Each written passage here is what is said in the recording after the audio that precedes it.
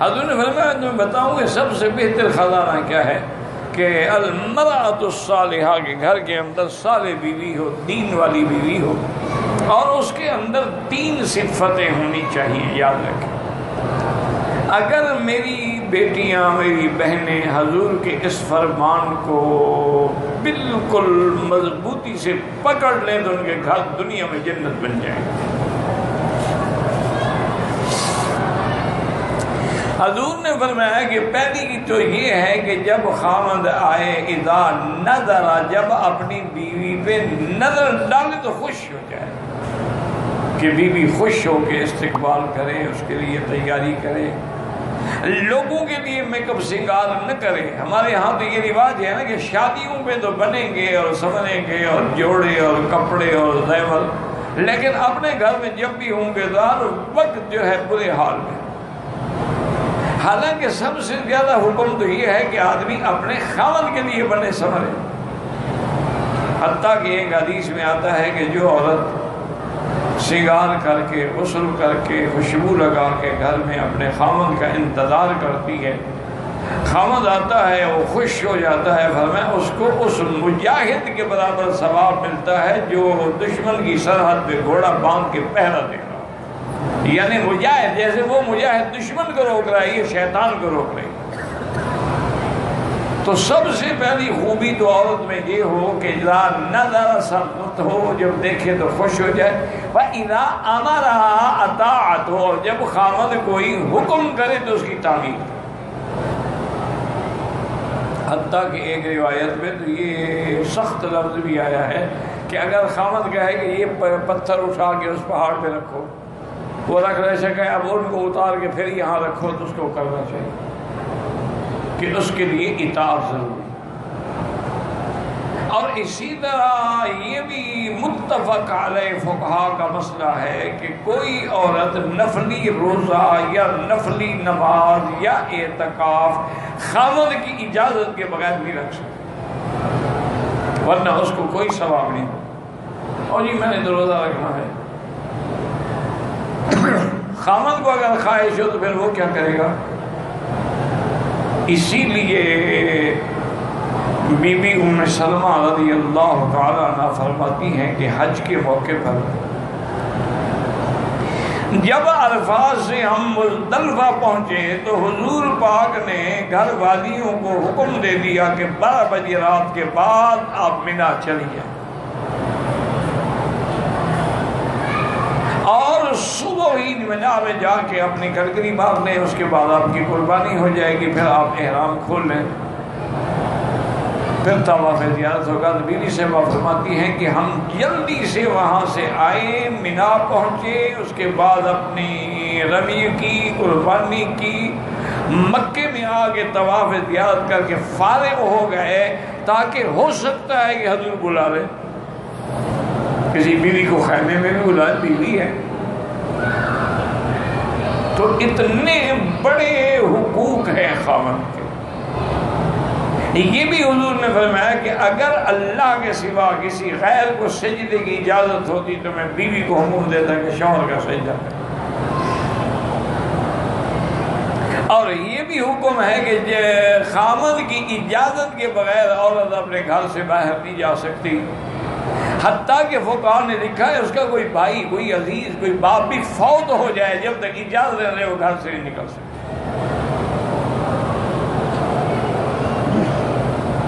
اور اس کے بعد حضور نے فرمایا کہ اذا غاب عنہا، جب خاوند باہر چلا گیا، مجاہد ہے، جہاد میں چلا گیا، کاروبار میں چلا گیا، تو اس کی عزت کی بھی حفاظت کرے، مال کی بھی حفاظت کرے، اولاد کی بھی حفاظت کرے.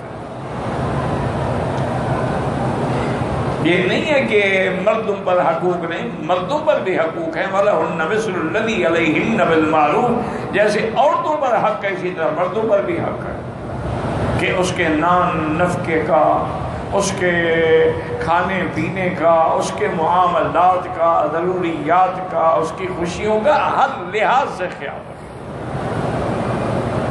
تو اس لیے ہمیشہ اگر عورتیں حضور پاک کے اس فرمان کو، یعنی حالانکہ اب حضور کے زمانے میں تو کوئی میک اپ سنگار کیا ہوتا تھا، مساق استعمال کر لیا، سرما پہن لیا، تیل لگا لیا، کنگھی کر، اور تو کوئی چیز ہوتی نہیں تھی، لیکن اس کا بھی اہتمام کرتی تھی بیویاں۔ جس طرح ایک دن حضرت ابن عمر آئے حضرت ابن عباس کو ملنے کے لیے، کوئی مسئلہ پوچھنا تھا، تو رات کافی گزر چکی تھی، یعنی عشاء سے بعد متأخر وقت میں آئے تو دیکھا کہ حضرت ابن عباس غسل کر کے اچھے کپڑے پہن کے خوشبو لگا کے اور بالکل تیار کھڑے ہیں۔ تو حضرت سمجھے شاید حضرت سفر پہ جا رہے ہیں، باہر کہیں جا رہے ہیں۔ انہوں نے کہا حضرت خیریت؟ فرمایا نہیں، میں کہیں نہیں جا رہا، میں گھر جا رہا ہوں۔ میں جیسے چاہتا ہوں کہ مجھے بیوی سنوری ہوئی ملے، خوشبو والی ملے، بیوی بھی تو چاہتے ہیں کہ میرا خاوند ٹھیک حالت میں ہو۔ اگر اس کے کپڑوں سے بدبو آ رہی ہو تو بیوی کیا کرے؟ پھر تو نفرتیں پیدا ہوگی۔ اسی طرح ایک بدوی عورت تھی، بڑی سمجھدار تھی، اس نے جب اپنی بیٹی کی شادی کی تو اس نے بیٹی سے کہا کہ بیٹی میری بس صرف ایک نصیحت ہے کہ تیرے بدن سے، لباس سے، کیفیت سے تیرے خاوند کو کبھی کوئی بدبو محسوس نہ ہو، بس اس پہ عمل کر لو گی تمہارا گھر آباد ہو جائے۔ اب ہمارے ہاں تو آپ نے دیکھا نا، دیہات میں حیض کے کپڑے پڑے ہوئے ہیں، کپڑے لٹکے ہوئے ہیں، بدبو آ رہی ہے۔ اچھا ایام حیض ہیں، ایام حیض ہے، جنابت کا غسل نہیں کر سکتی نا، ویسے صفائی کا غسل تو کر سکتی ہے، روزانہ چاہے کرنا چاہے، وہ تو منع نہیں ہوتا۔ وہ تو پاک تب ہوگی جب حیض گزر جائے گا، اور اس میں بھی اسلام نے کتنا سکھلایا ہے کہ ایک عورت کی مدت ہے 7 دن۔ 7 دن گزر گئے، یہ نہیں بس گزر گئے، یہ ہاتھ لگا کے اجلی بلیڈنگ نہیں ہو، نہیں، حکم ہے کہ اندر کپاس رکھے،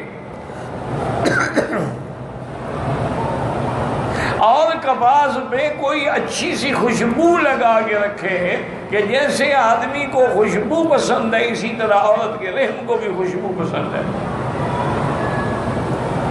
اور دوسرا اس خوشبو کا فائدہ یہ ہوتا ہے کہ اندر جو بدبو ہے، کریا ہے، وہ گندا خون گزرتا رہا ہے، وہ بھی صاف ہو جاتا ہے۔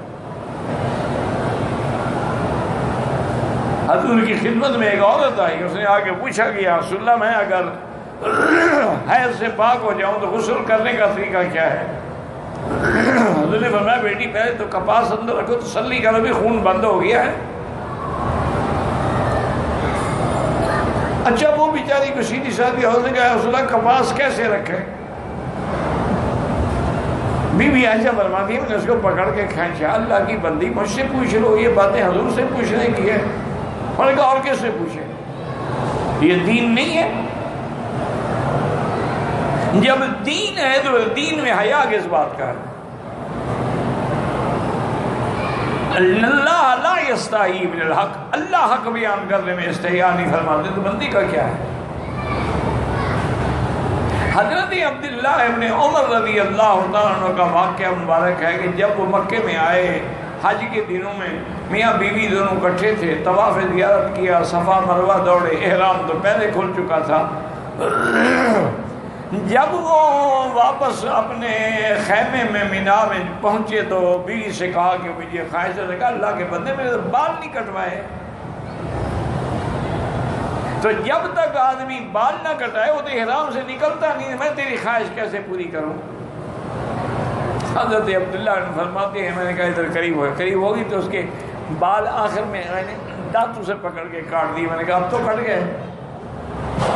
میں نے کہا ہم تو کٹ گئے۔ وجہ کیا ہے کہ ان لوگوں کو حلال میں شرم نہیں تھا، ہمیں حرام میں شرم نہیں۔ اپنی بیوی ہمارے ساتھ حج میں ہو، ہم اس کو کہ وہ مکے مدینے میں یہ کام تمہیں ہر وقت یہی خیال رہتا ہے، پاک مقام ہے، پاک جگہ پہ، ابھی پاک جگہ ہے تو یہاں جتنے بچے پیدا ہوتے ہیں بغیر میاں بیوی کے ملنے سے پیدا ہوتے ہیں، آسمانوں سے گرتے ہیں، یہ کیا بات ہے؟ تو ان چیزوں نے، جھوٹی رواج اور رسموں نے ہمیں، اچھا اور اگر حرام مل جائے نا تو نہ مولوی چھوڑے گا تو نہ قاضی چھوڑے گا، پھر نہیں سوچے گا کہ مکہ ہے، مدینہ ہے، حرم ہے، مفت کا مال ہے، مل گیا ہے، موقع ہے، فائدہ اٹھا لو۔ انا للہ۔ صحابہ میں یہ تھا، وہ حرام سے شرم کرتے تھے، وہ حرام سے بچتے تھے۔ حلال حلال ہے، جب اللہ نے حلال کر دیا تو اس میں بچنے کا کیا معنی ہے؟